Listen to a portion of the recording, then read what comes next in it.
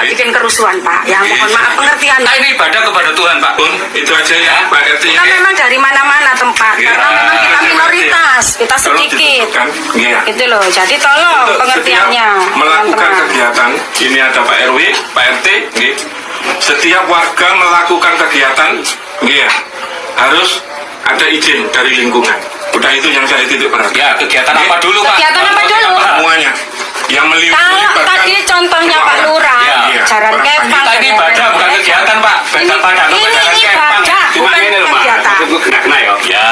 Aku njaluk lu ini dibatasi kegiatan. Nggak bisa, Pak. Tidak seperti Sing dibatas itu sing seperti apa, Pak?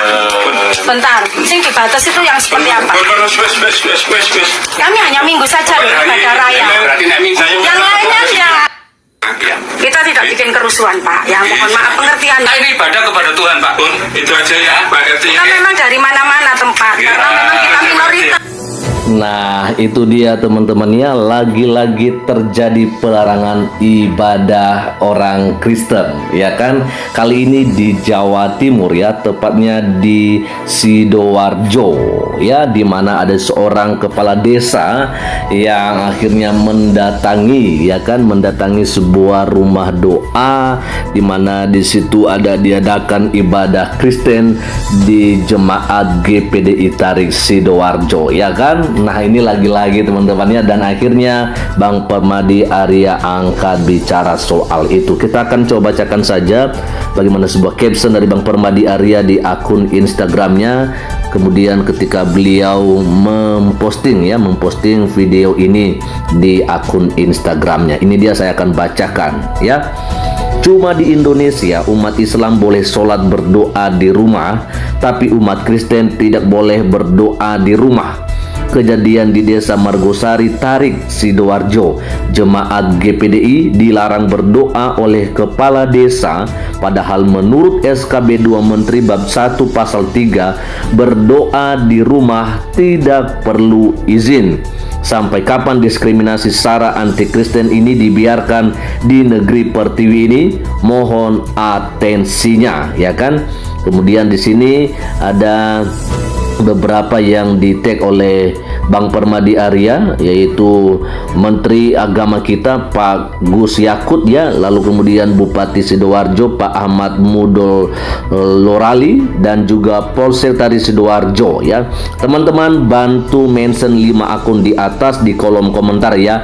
Yuk banjirin notif bapak-bapak itu, viralkan. Nah, ini dia teman-teman ya, apa yang dipertontonkan kepada kita di akhir Juni kemarin, 30 Juni 2024, yaitu sebuah pelarangan ibadah yang dilakukan oleh pemerintah desa, langsung oleh kepala desanya teman-teman ya, yaitu di GPDI Tarik Sidoarjo. Wow. Nah, kita melihat lagi-lagi di sini Bang Permadi Arya selalu muncul untuk memberikan pemahaman semacam ini, karena banyak dari mereka-mereka yang pemerintah ini sepertinya hanya bisa berdiam diri saja ketika terjadi hal-hal yang seperti. Nah teman-teman, bagaimana nih kira-kira komentar dari teman-teman semua? Ini kayaknya udah nggak bisa lagi dihalangi ya orang-orang yang seperti ini. Selalu aja mereka merasa paling berhak gitu loh. Tadi ya kita sempat dengarkan ya bahwa mereka kan berdoa di rumah. Doa itu yang mereka lakukan adalah berdoa kepada Tuhannya, sembahyang kepada Tuhannya. Tetapi kok malah seorang kepala desa berani melarang seperti begitu? Teman-teman, ayo ya kita terus bersuara ya untuk hal-hal yang seperti ini ya. Kita akan coba melihat bagaimana juga komentar-komentar yang ada di dalam postingan Bang Permadi Arya ini. Ada dari Broro DM ya, menunggu adegan baca surat pernyataan dan minta maaf. Ya memang biasanya itu yang terjadi teman-teman ya. Kalau udah buat yang begini-begini, sebentar lagi ya paling juga ada perminta maaf itu aja ya. Sehingga direspon sama Edita Asarela, di NKRI ini ada menteri agamanya atau tidak sih? Apakah Bapak Gus Yakut masih menjabat sebagai menteri agama? Ya, serius nanya. Ya kayaknya ya masih gitu teman-teman ya. Memang ya kita melihat dalam setiap pidato-pidato yang disampaikan oleh beliau ya mengatakan bahwa dirinya adalah menteri untuk semua agama ya, bukan hanya menteri untuk agama Islam saja. Tetapi ya beliau sih nggak bisa ngapa-ngapain ya. Nanti kalau misalnya ditanya, nah ini yang salah ini pasti menterinya. Nanti dibilang, dah dia kan punya bawahan, jadi bawahannya ini yang takut sama masyarakat. Nah udah, kalau memang udah tahu ya kan, bawahannya ini yang takut sama warga, yang takut sama kepala desa, harusnya Pak Menteri langsung dong yang turun tangan kalau begitu. Iya kan, karena ini kan bukan sekali dua kali terjadi ya. Maka saya pikir Pak Menteri bisa langsung, ya kan, bisa langsung. Nah, bagaimana nih kira-kira? Kita akan coba tunggu nanti bagaimana kelanjutannya teman-teman ya. Apakah memang hanya ada permintaan maaf atau bagaimana, ya kan? Oke, lanjut ada dari Berkat Zegaril ya. Kami tidak membaca kitab sucimu, tapi kami baca perbuatanmu. Tunjukkan kualitas imanmu melalui perbuatanmu. Keren sekali ya, setuju untuk Bro Berkat Zega ya. Setuju sekali ya. Lalu ada juga komentar dari Beni Budjihanto ya. Budjihanto maksud saya. Capek juga sama oknum yang begini terus ya, nggak paham-paham. Bentar lagi materai sama surat pernyataan lagi. Usul emang harus dipecat aja oknum RT yang kayak gini ya. Nah, kita akan coba lihat saja berani nggak dipecat gitu ya. Lalu kemudian ada komentar dari Dahlan Aleng, tapi yang herannya kenapa Presiden tidak bersuara? Kenapa SKB 3 Menteri tidak dicabut? Atau jangan-jangan Pak Jokowi sengaja membiarkan semua ini terjadi? Ya kan? 10 tahun menjabat, hal yang begini tidak bisa diatasi. Saya pikir ini adalah salah satu kelemahan dari pemerintahan kita di Indonesia. Betul sekali kalau misalnya wajar Pak Jokowi dikritik soal hal yang begini. 10 tahun memang teman-teman ya, sebagai Presiden Republik Indonesia yang dikenal oleh semua bangsa, yang dikenal di seluruh dunia, tetapi tidak bisa memberikan kenyamanan kepada warganya sendiri, khususnya untuk umat Kristen di Indonesia. Bagaimana? Apa hasil daripada Pak Presiden memberikan kenyamanan kepada seluruh masyarakat rakyat yang ada? Kayaknya enggak gitu ya. Jadi ini yang menjadi tentunya pergumulan kita bersama teman-teman ya. Ada juga komentar dari GC Sablon, salahnya di mana ya? Mereka yang koar-koar pakai toa setiap hari saja, yang minoritas nggak pernah marah. Nah itu dia. Kalau mereka sih itu penistaan agama kalau misalnya kita mau kritik itu loh. Coba lihat bagaimana dulu ada yang pernah itu Ibu Melia ya, saya lupa namanya, yang akhirnya dipenjara 18 bulan kalau saya nggak salah. Wah itu ngeri loh, itu ngeri sekali ya, hanya karena mengkritik soal suara adzan atau toa itu.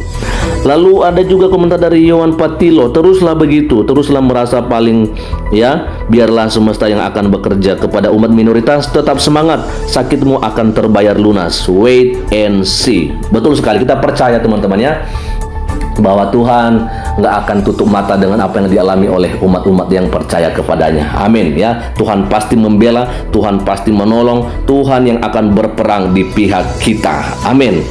Ada komentar dari IDEI 29, Islam itu muncul terakhir ibarat anak bontot ya, yang sangat manja, rewelan, maunya menang terus dan cengeng. Kakak-kakaknya harus mengalah. Oh, ini keren sekali, dan bagi saya sih it's okay aja. Hanya kita di negara ini adalah mempunyai hak dan kewajiban yang sama. Ya, konstitusi kita menjamin akan hal itu. Ini yang kita suarakan. Kalau kita diam, seakan kita nggak tahu dan nggak mengerti dan nggak paham bagaimana dengan konstitusi kita. Ya kan? Ini yang terus kita suarakan. Ya. Lalu ada komentar dari Andikane John, tetap laksanakan ibadahnya, nggak usah pedulikan Pak Lurah, RT, RW, lanjut terus. Lalu kalau kalian mau apa ya, ibadah nggak perlu izin. Hei para radikal sesat, mau kalian apa? Itu ya, ayo jawab tuh. Ada komentar dari Manjar Manik, apa sih yang ditakutin kalau lihat orang Kristen melakukan kegiatan sampai segitunya dijegal dan dicekal sana sini? Ya memang kalau udah setan ya pasti takut sama orang-orang yang lagi beribadah sama Kristus gitu ya. Lalu berikutnya ada dari Henry Lu ya. Aku heran bangsa ini sibuk urus agama aja ya, otak nggak bisa kebuka sikit. Ya mau bagaimana lagi, masalah di Hamas aja, di Gaza aja juga mereka sok-sok bela Palestina ya kan, karena seagama. Coba. Nah itu dia ya. Ada komentar dari Draga Herafi. Siapa sih awalnya yang melarang-larang umat Islam beribadah? Ya, pada zaman saya kecil tidak ada isu pelarangan begini. Kami saling menyayangi dan menghormati keyakinan kami masing-masing dan membebaskan umat beragama di seluruh Indonesia untuk beribadah. Saya ingin kembali ke masa itu di mana persahabatan dan peribadahan kami bebas dan saling respect. Betul sekali, ini kayak di Maluku ya, di Sulawesi Utara dan juga di Nias ya, kita nggak ada masalah gitu loh soal beribadah ya. Kita bebas di sini, yang penting tidak mengganggu orang lain, itu aja. Nggak perlu izin, nggak perlu ya. Lalu ada komentar dari Ani Wilar 29. Apa pengajian di rumah juga harus minta izin? Iya, kalau misalnya nggak ada standar ganda ya harusnya begitu. Ya kan, kalau kita diwajibkan ada izin, ya mereka juga harus ada izin. Tapi kayaknya sih enggak.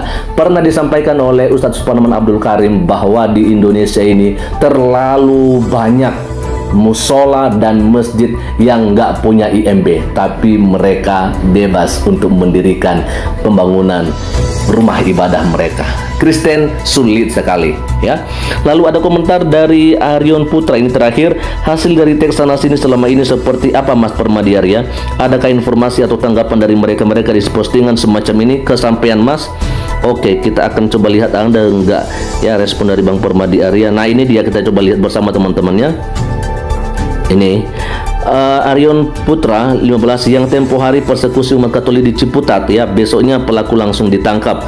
Lalu yang di Gresik kita mention sekolahnya, ASN yang bubarin ibadah Kristen langsung dipecat. Jadi insya Allah usaha jempolmu tidak akan sia-sia ya. Keren sekali ya, cakep nih dari Karlistik dan teman-teman. Dan juga dari Teresia tadi ya, dari Teresia tadi yang di atas ini, dia katakan, tapi kita bersyukur Pak ada Bang Permadi yang berani viralin yang lain. Mana kalau bukan beliau nanti juga minta maaf paling-paling. Nah itu dia teman-teman yang kita boleh lihat hari-hari ini dan terakhir kemarin ya, bagaimana terjadi kembali yang namanya pelarangan ibadah yang dialami oleh saudara-saudara kita umat Kristen. Mari kita terus berdoa kiranya Tuhan Yesus Kristus yang membela, yang menjaga, memelihara umat-umat yang percaya kepadanya. Selamat siang, Tuhan Yesus memberkati kita semua. Shalom, assalamualaikum warahmatullahi wabarakatuh. Om Swastiastu, Namo Buddhaya, salam kebajikan dan salam Indonesia cerdas.